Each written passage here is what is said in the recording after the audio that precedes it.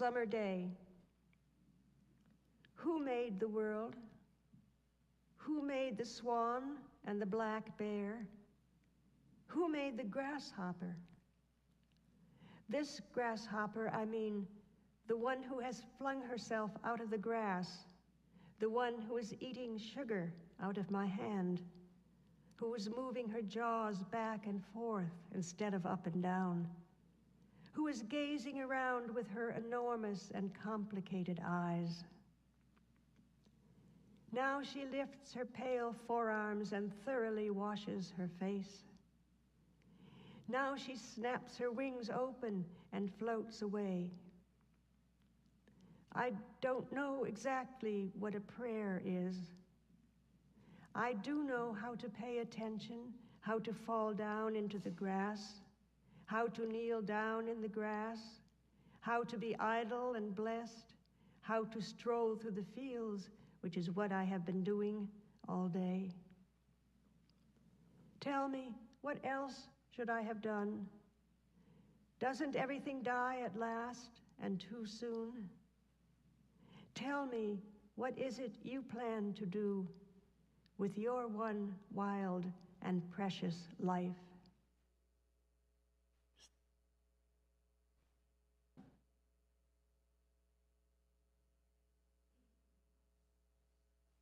Good morning.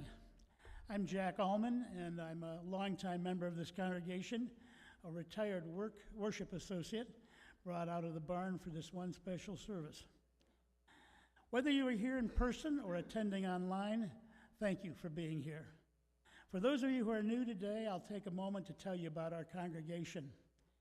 Our congregation gathers on the original lands of the Erie, the Haudenosaunee, and the Anishinaabeg peoples, also known as the Three Friars Council. We recognize that we need to learn more about this complex and often painful history of the place where we live, and to care for the land we inhabit, and to show respect to the diverse peoples and cultures who preceded us, as well as those who are gathered here now. Because of this, our congregation is developing a relationship with the Lake Erie Native American Council.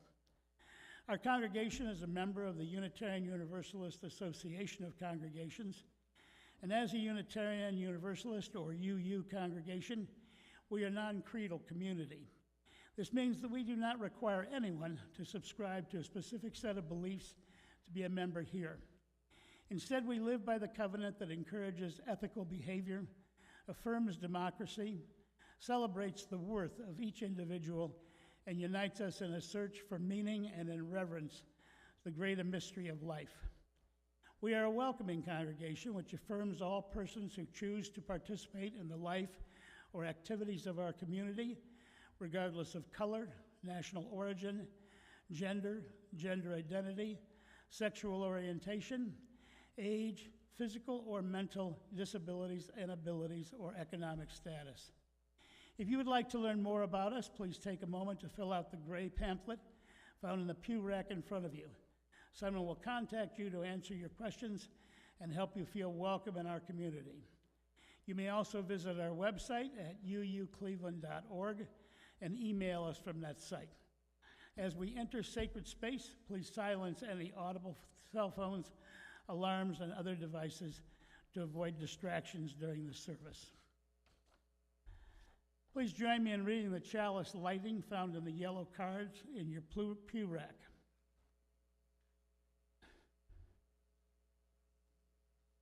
We cultivate trust with one another by celebrating differences, honoring boundaries, and offering compassion and care.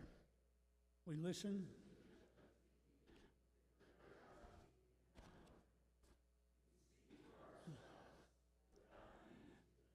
themselves or persuade each other. We create safe and brave space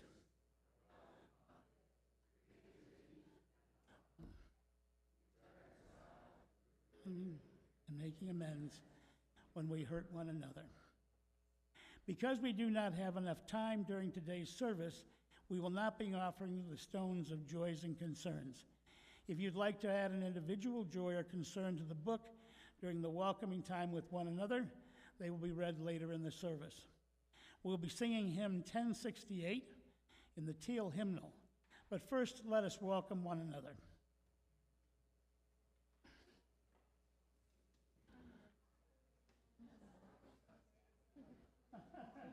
Welcome one another. Yeah, that's it. How you doing? Thanks for coming back. I'm sure that's a lot of stress in your life. Having everything on there. I'm sure.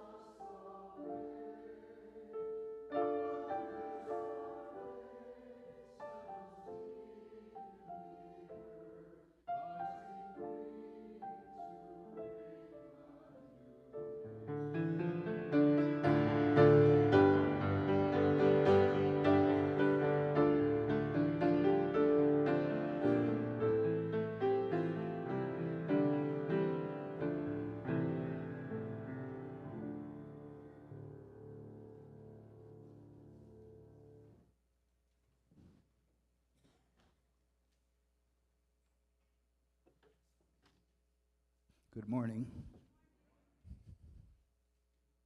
I'm Leon, and poetry has always had a place in Unitarian Universalist congregations.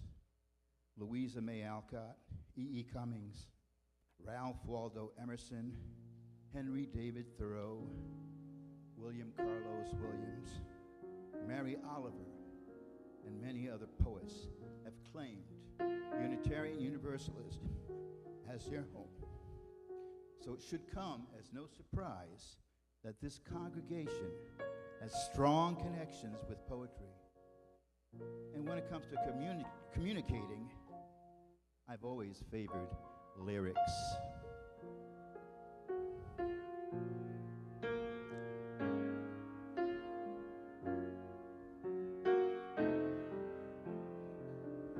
Back in 1991, the Society's small group was born, and poetry had found its spoken form.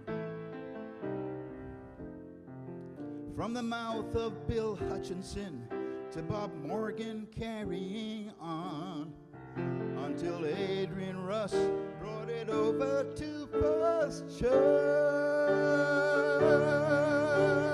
Poetry is such a lonely verse, 'cause everyone wants instant truth. Poetry is hardly ever heard, but mostly what I need from you. I can read a novel, fill up on yesterday's news. I can read short mysteries with lots of clever clues. I can start a series that just goes on and on and on and on, but nothing brings me light like my poetic friend. So if you search for tenderness, it isn't hard to find. Come and join us each second Tuesday of the month. We'll be there at 7 with our volumes at our side, halfway reaching to enlightenment. Poetry is such a lonely verse, 'cause everyone wants instant truth. Poetry is hardly ever heard, but mostly what I need from you.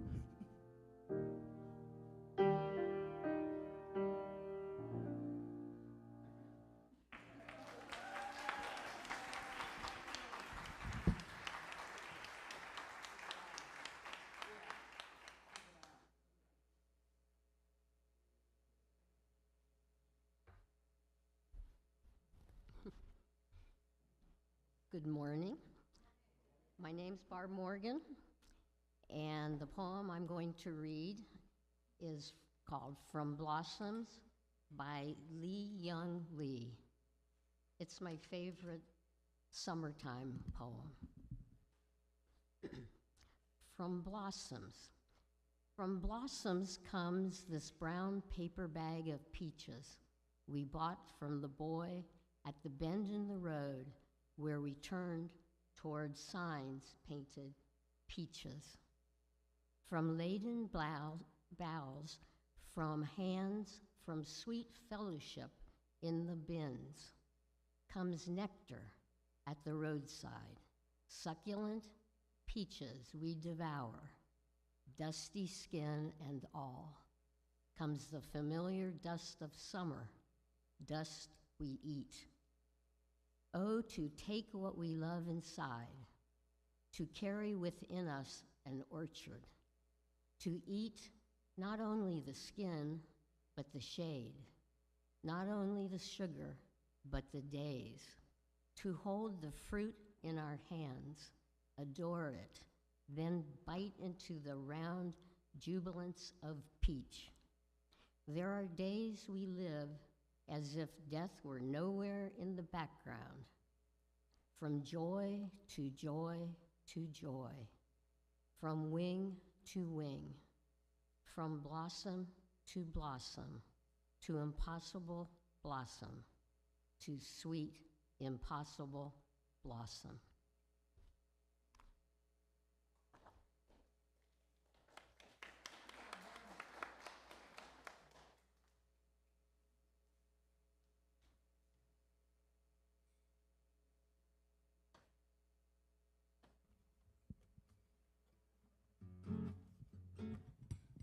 Good, good. Thank you, Leon. Welcome, everybody. Good morning. Kind of a hot morning to be here. I'd like to, at first to tell you my name is Eldrith. I just got back last night from Washington, D.C. after doing 4 days of anti-Trump activity, and I was aided in a great way by this congregation who helped provide some financial support for me to get there, pay for gas and housing, and eat while I was there. So I'd like to thank everybody in the congregation who contributed to my efforts over this last week. Really, from the bottom of my heart, I really appreciate it. Having been there for 4 days shouting, my voice is not in the greatest shape it's ever been, but I'm going to do a song by a guy named Richard Thompson. Some of you may know who he is. He's a singer, songwriter, guitar player who started out in the 60s with a band called Fairport Convention, which was kind of part of the then nascent movement from British folk to rock. And so this is a song called Pharaoh, and I think it's a really appropriate song for the time we're living in.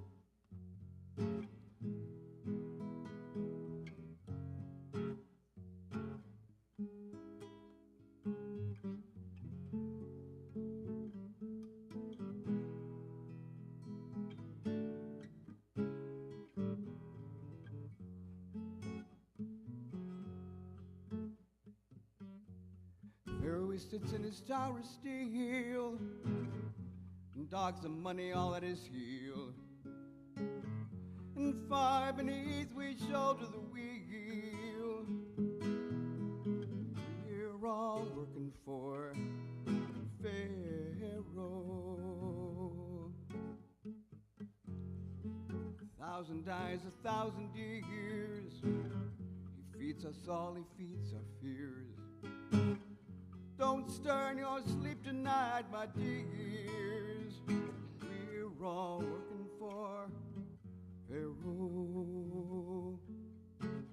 And it's Egypt land, Egypt land. We're all living in Egypt land.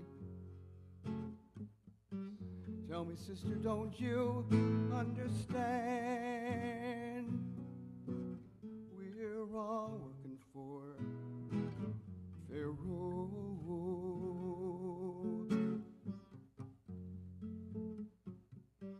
Far from the eyes of chance, men of magic dance a dance, and we're all caught into a trance. We're all working for Pharaoh. And idols rise up into the sky, pyramids soar and sphinxes lie.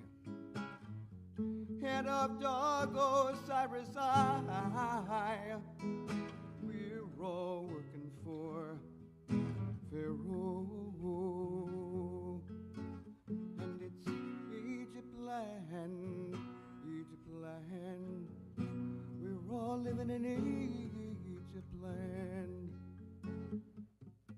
Tell me, people, don't you understand? We're all working for Pharaoh.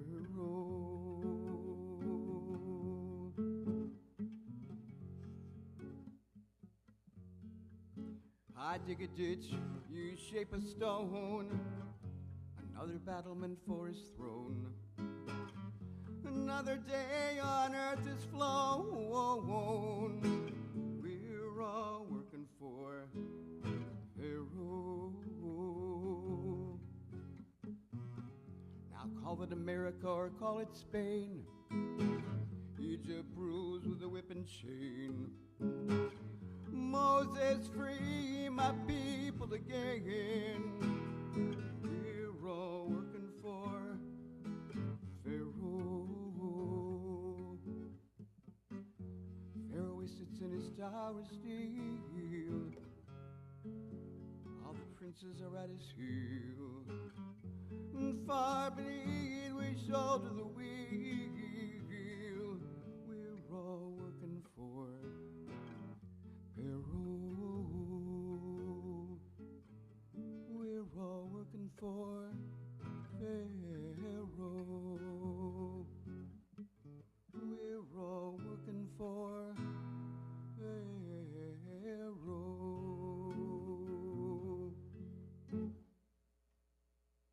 Thanks.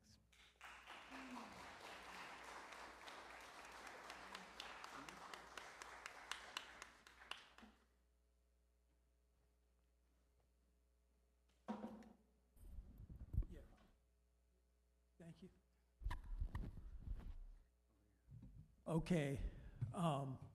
My name is Bernie, and I may not be permitted to read this poem in the future. So I might as well read it now while I have the chance. It's an ode to hospitality. And the title is The New Colossus by Emma Lazarus. The new Colossus, not like the brazen giant of Greek fame, with conquering limbs astride from land to land. Here at our sea-washed sunset gates shall stand a mighty woman with a torch whose flame is imprisoned lightning, and her name, Mother of Exiles. From her beacon hand glows worldwide welcome, her mild eyes command. The air-bridged harbor that twin cities frame. Keep ancient lands your storied pomp, she cries with silent lips. Give me your tired, your poor, your huddled masses yearning to breathe free. The wretched refuse of your teeming shore. Send those, the homeless, tempest-tossed, to me.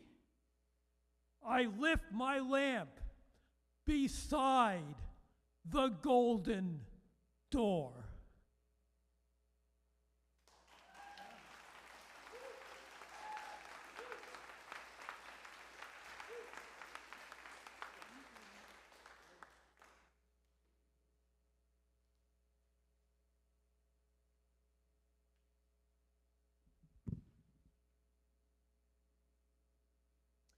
We have just a couple joys and concerns written here today.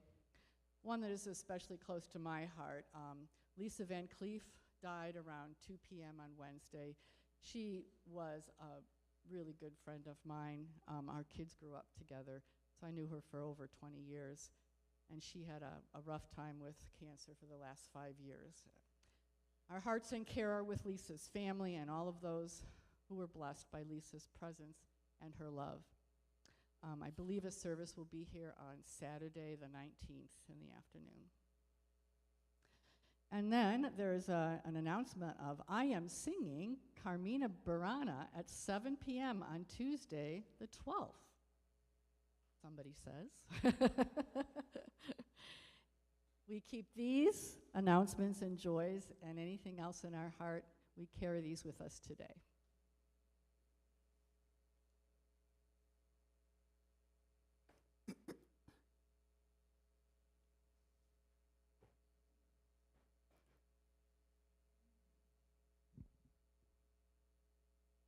Good morning.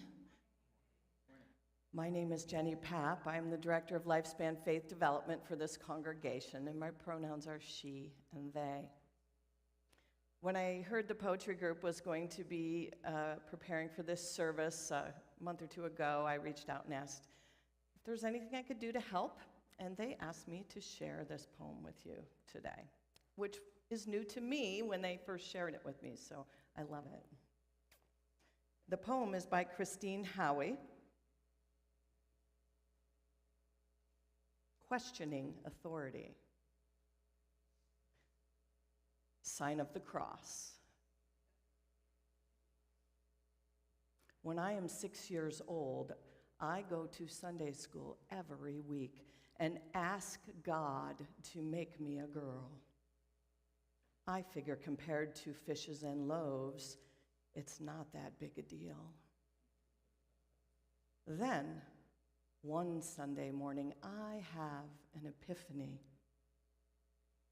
My family walks one block up Scarborough Road to the busy thoroughfare where our street intersects with Coventry Road and Fairmont Boulevard in Cleveland Heights.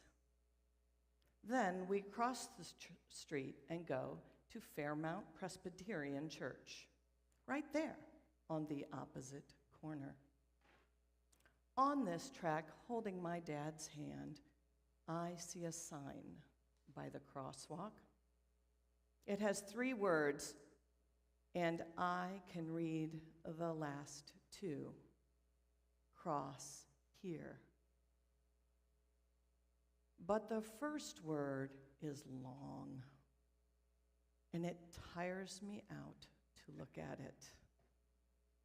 But I do notice that it starts with a P and ends with an R-I-A-N, just like the name of our church.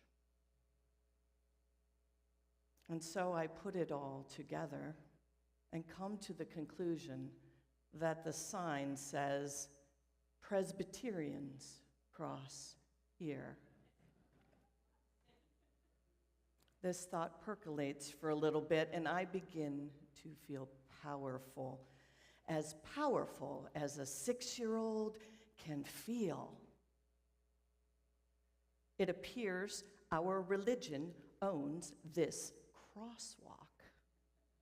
And as I walk on other streets with my parents, it seems we have taken over many of the other crosswalks in our neighborhood. I begin to look with new admiration at the adults that run our church. And I wonder where the other people go to cross the street. Like the Catholics who go to St. Anne's down the way. I figure they must have to dart through traffic to get from one side to the other. And being 6, this does not really seem too harsh a penalty.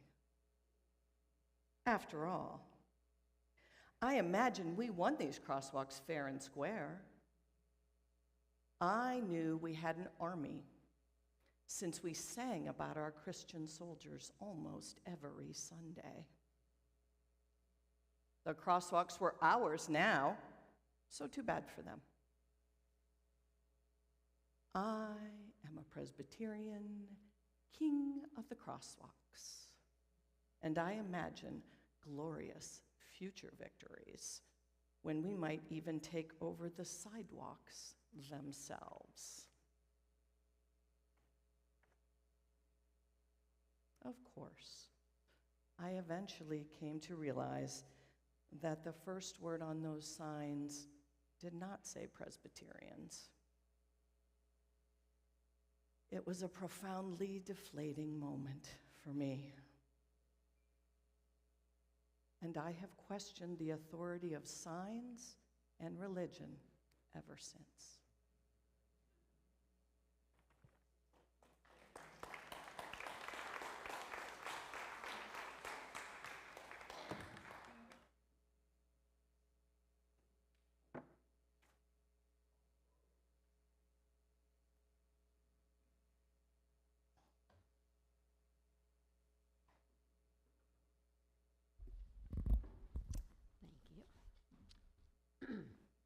Today's offertory recipient is Lake Erie Inc.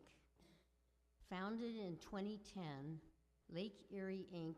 is a writing space for youth, provides opportunities for creative expression during after-school, evening, weekend, and summer programs. On July 18th, from 6:30 to 10 p.m., UUCC will be hosting Lake Erie Inc.'s Zine and Adventure Night, an opportunity for LGBTQ+ youth and youth allies to create zines to tell their stories. Lake Erie Inc. was founded by a friend of ours, and she I just forgot her name, sorry, Amy Rosenbluth, who actually some of us know because she started Open Doors, and which is now Impact here at this church, before she branched out to do a strict writing program. Please place your offering, cash or check, made payable to UUCC in the collection plate as it is passed. You may also contribute via Cash App to UUCC 44122. Please use the memo line to indicate today's date and our plate recipient, Lake Erie Inc. And thank you for your generosity within your means.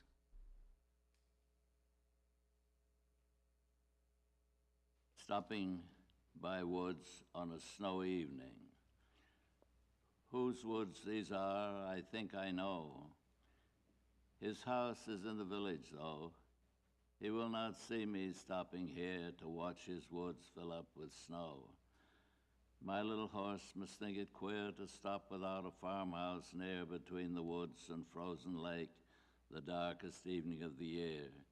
He gives his harness bells a shake to ask if there is some mistake. The only other sounds the sweep of easy wind and downy flake. The woods are lovely, dark and deep, but I have promises to keep, and miles to go before I sleep, and miles to go before I sleep. The woman wore a floral apron around her neck, that woman from my mother's village with a sharp cleaver in her hand. She said, "What shall we cook tonight?" Perhaps these 6 tiny squid lined up so perfectly on the block.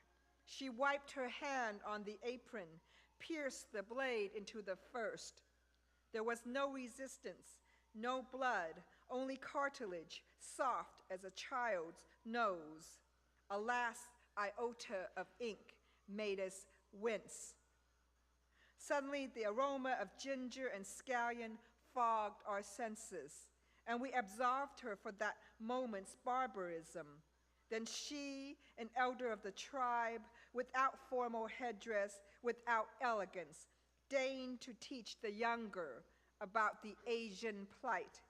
And although we have traveled far, we must never forget that primal lesson on patience, courage, forbearance, on how to love squid despite squid, how to honor the village, the tribe, that floral apron.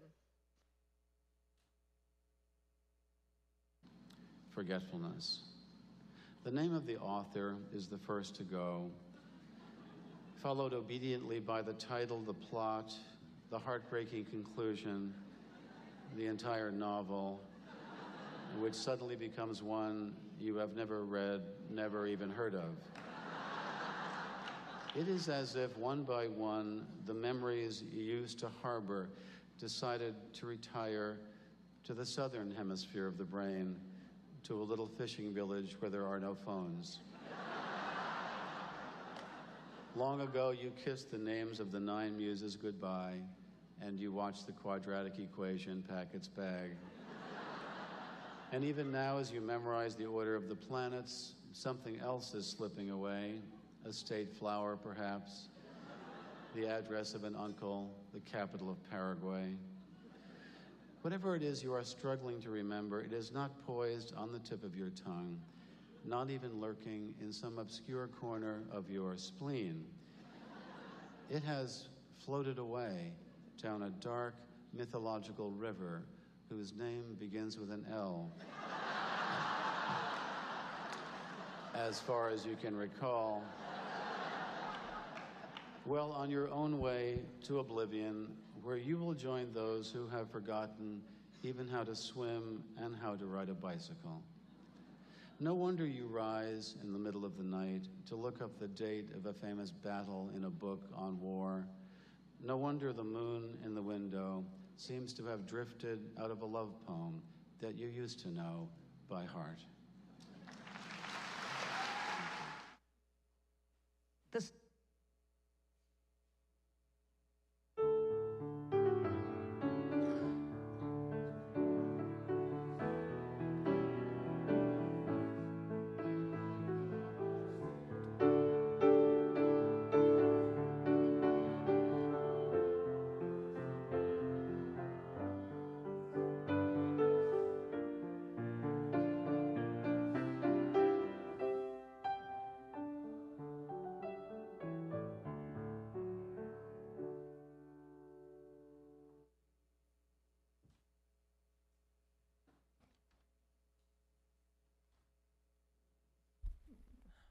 Okie doke.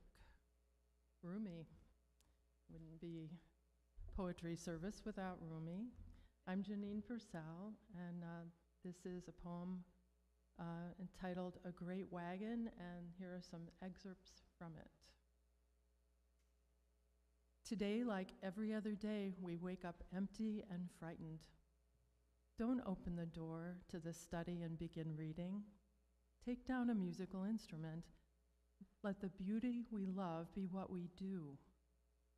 There are hundreds of ways to kneel and kiss the ground. Out beyond ideas of wrongdoing and right-doing, there is a field. I'll meet you there. When the soul lies down in that grass, the world is too full to talk about. Ideas, language, even the phrase each other doesn't make any sense. Come to the orchard in spring. There is light and wine and sweethearts in the pomegranate flowers. If you do not come, these do not matter. If you do come, these do not matter.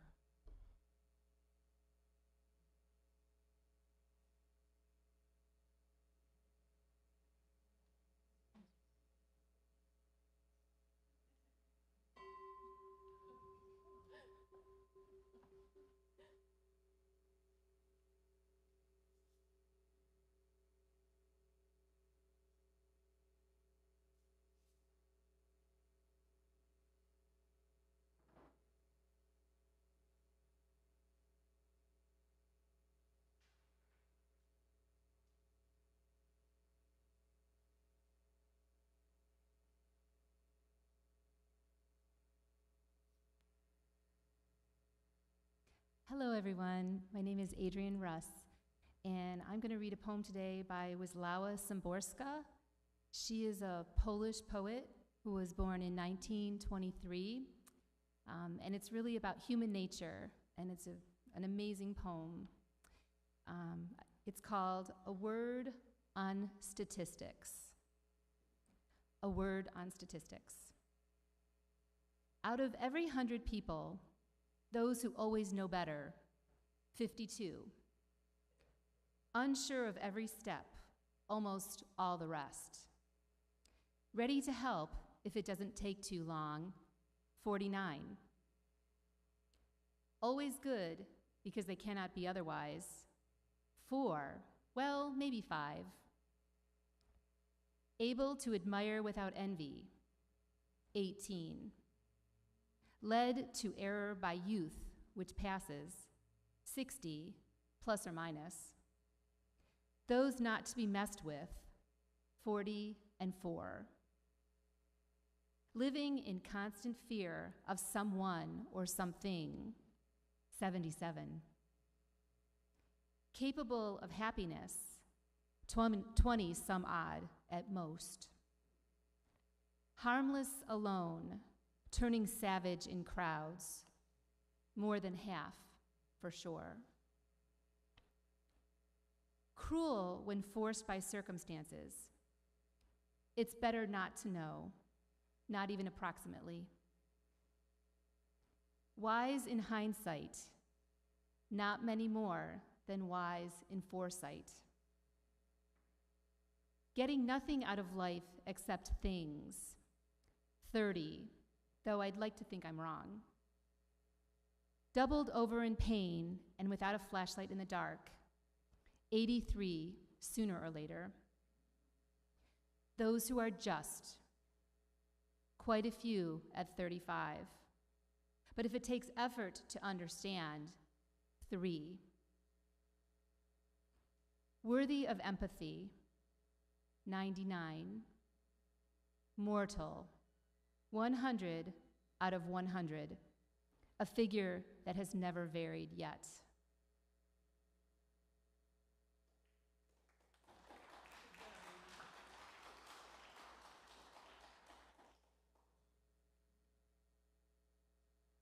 I was an undergraduate English major at Ohio University, and I discovered that English majors create a language to confuse others and also to make us seem very important and intelligent. This is a poem by a friend of mine named Larry Big about poetry forms.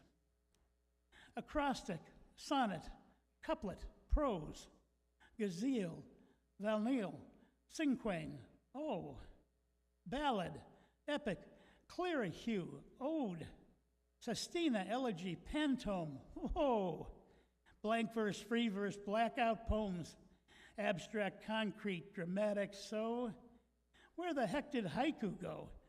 And don't forget narrative, tanka, and limerick, bro.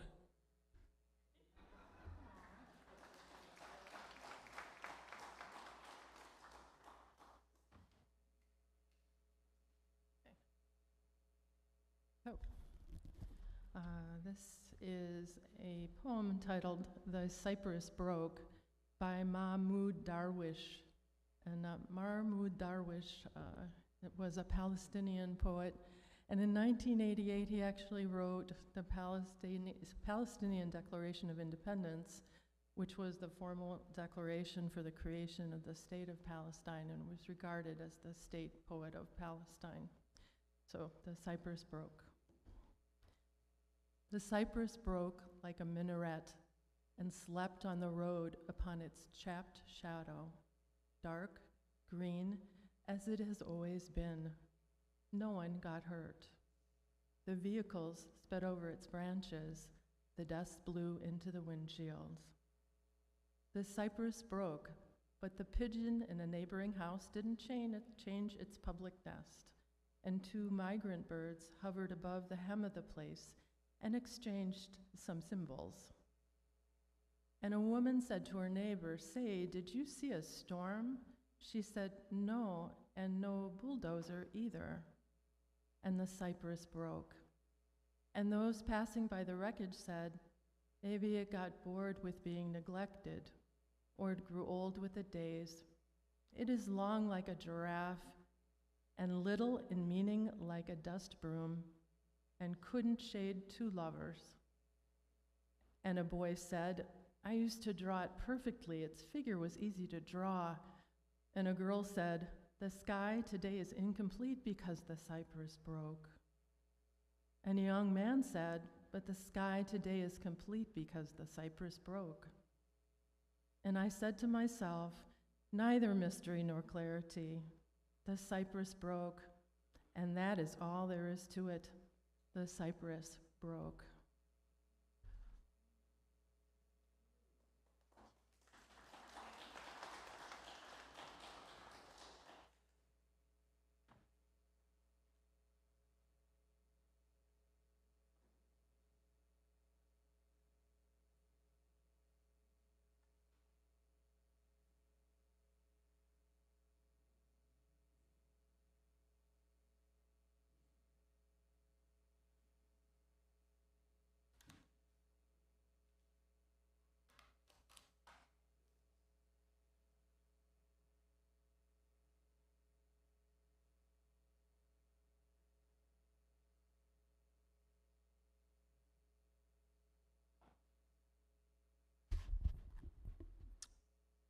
I'm Bill Newby. I had to find the right book. I've published 3. So, first of all, I want to say thank you for being such a welcoming audience and appreciative of our labors.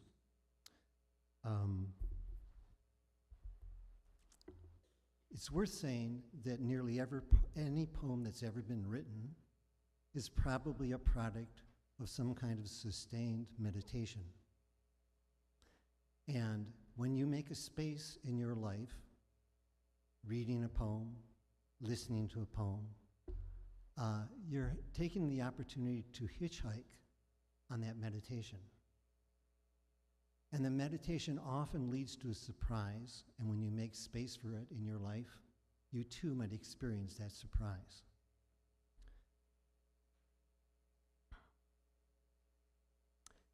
I believe that everyone, not just those of us sitting up here, but everyone can write a poem. And it's helpful to know that there are certain keys to entering the space where you would write a poem. And one of them is knowing how to hold a pencil. So I'm going to read you a poem about how to hold a pencil. First, keep it close, like in your car's console, or in your pocket, or on a nightstand where you can reach it without having to search or wait. Pick it up with gratitude for the word or phrase you have in mind and curiosity about what will come. Your body should be relaxed, your posture comfortable, where you can take full breaths and let them out smooth as cream. Place your fingers on its shaft as if measuring its pulse, the way a fisherman holds a rod, to feel the tug of what is hidden and guess if he's in an abundant place or needs to cast elsewhere. Let each word flow from its tip, letter by letter, syllable by syllable, as you record your inner voice, offering the next and next possibility. And as the phrases arrive, use your pencil like an oar, guiding it in and around snags and deadfalls, through chutes between boulders, over the bubbles of rushes and into and across pools of calm. When you think you may be done, pause and wait, like gauging the weight of a favorite jewel. Slide your fingers along its smooth, clean length and see what sparkles are left before you decide to set it down and turn the spigot off.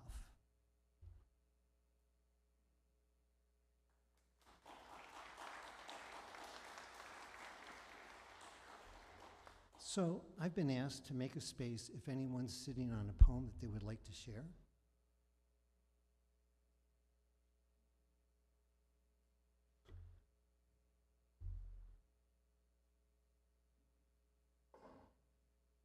So if everyone can hear, I'm going to just ask you if you're volunteering. Come on up here so you can use the microphone.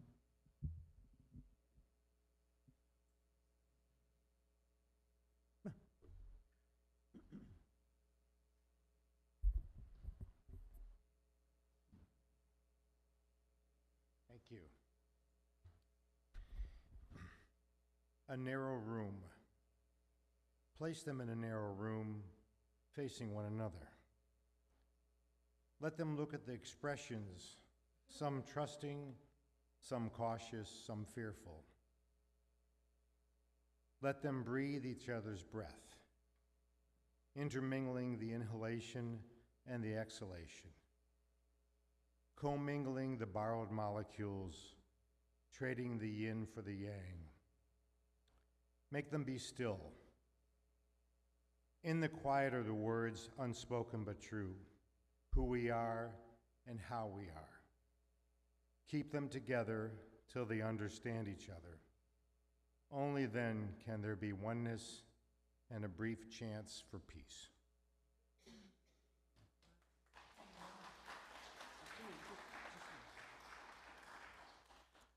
Anybody else sitting on a poem? Come on.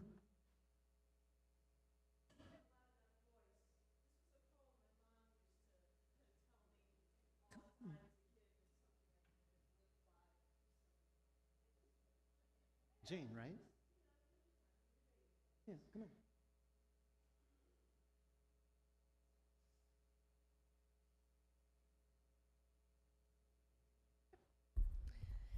This is a poem by Edwin Markham.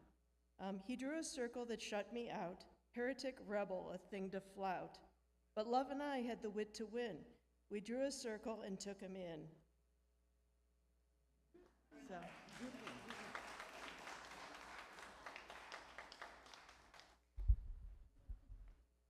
Anybody else? Can I tell a quick story? So, 50 years ago, I was just overwhelmed with stuff around the house, at work, and so forth. And I decided that I needed the freshness of a forest. So I packed my car. It was a Saturday around 6 p.m. I drove east on interstate roads until I got to Cook's Forest. And at that point, I found a trailhead, parked my car, put on my backpack, and walked into the woods. I was concerned. Would nightfall come before I found a place to camp, had dinner, went to bed? The next morning, I got up, rolled up my pack, had breakfast, and set off and walked the exact same trail I had walked the day before, coming back to my car. On the way back to my car, I discovered about 20 varieties of moss. I also saw in the trail little places where there were pools of fresh life, the kind of eggs of tadpoles and the like, and I could see even bodies squirming inside these clear eggs, and more and more and more. And when I got home, it kind of like struck me, the difference between the way to camp and the way back. Having my mind on the destination or on the present. And I wrote a very brief poem 50 years ago that's 5 lines long, about 17 words. It goes like this. Turnpike trained, speeding through rest areas, keeping my distance, blurring past untold, unseen, unknowns, I pay the toll. That's it. All of us will have surprises in life. Things will happen that are different. Get out your pencil, be patient, write about it.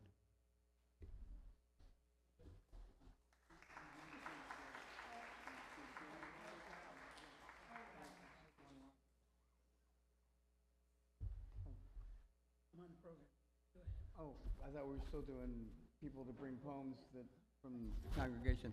I just have a very short poem.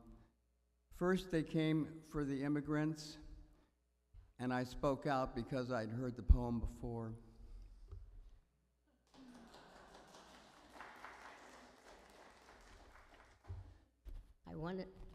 I wanted to read this poem by E.E. Cummings if there was time, and the poetry group liked it.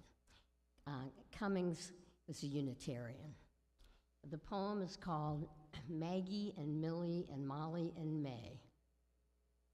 And I wrote it, after my best friend, a calligrapher, died of,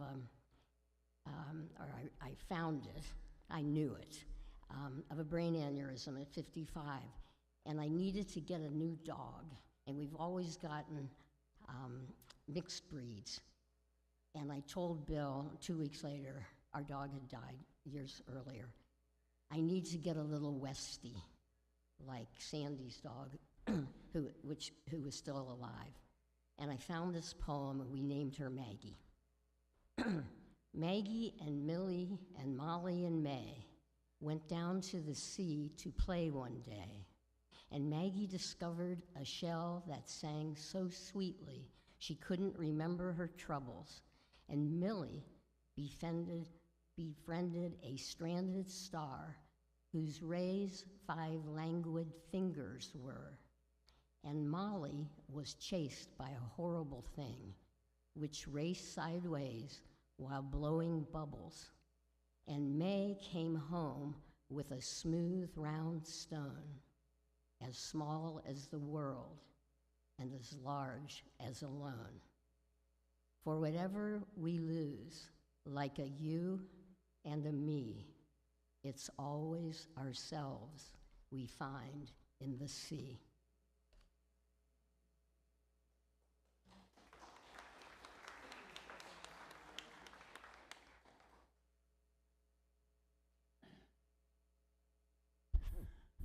When this date was announced, we weren't sure anybody would be here.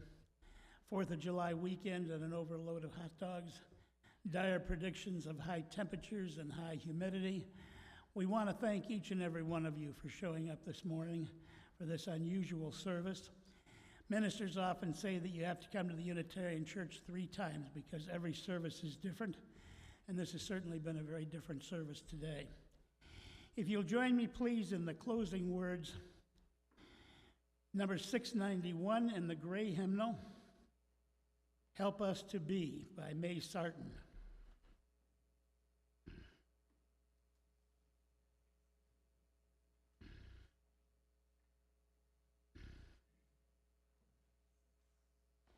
I don't have it.